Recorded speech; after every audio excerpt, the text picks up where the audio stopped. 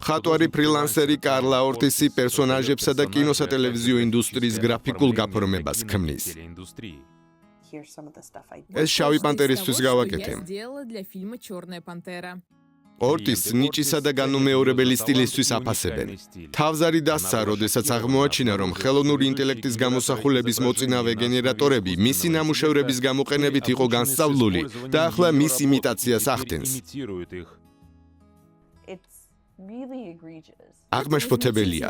დარგი, რომელიც ერთ დღეში გაჩნდა, ახლა მილიარდობით დოლარად ფასდება და ჩვენთან ჩვენივე დარგში კონკურირებს. გამოსახულების გენერატორი, ხელოვნური ინტელექტის სისტემა, უფლების მქონეთა ნებართვის გარეშე ინტერნეტში შეკრებილი კონტენტით ისწავლება.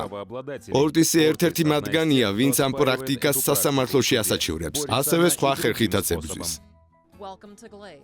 ორტისი და სხვა მხატვრები იმედოვნებენ საკუთარი ონლაინ გამოსახულებების დაცვას პროგრამული უზრუნველყოფის მეშვეობით, რომელიც ხელოვნური ინტელექტის მოდელებს სწავლებისას აბნევს.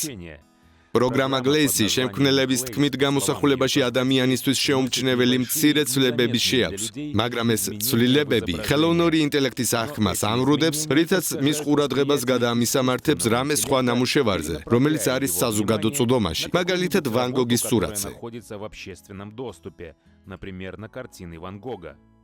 Glaze და შემდგომი ვერსია Nightshade ჩიკაგოს უნივერსიტეტში შეიმუშავეს. ორივე პროგრამა არის უფასო და ღია წვდომაში.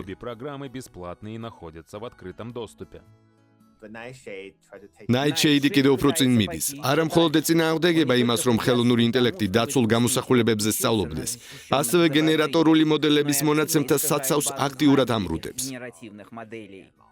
რაც უფრო ხშირად გამოიყენება, პროგრამა მით მეტ გავლენას ახდენს ხელოვნური ინტელექტის მოდელზე.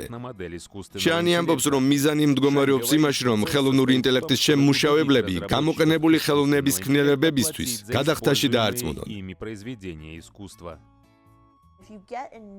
თუ ქსელში ამგვარი გამოსახულების საკმარისი რაოდენობას განათავსებ, მაშინ გარკვეულ დროს შესამჩნევ ზარალს მოიტანს.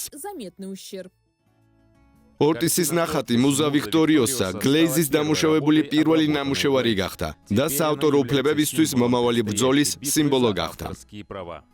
Matt Zibel, Андрей Деркач, Сергей Дагатарь специально для программы «Детали».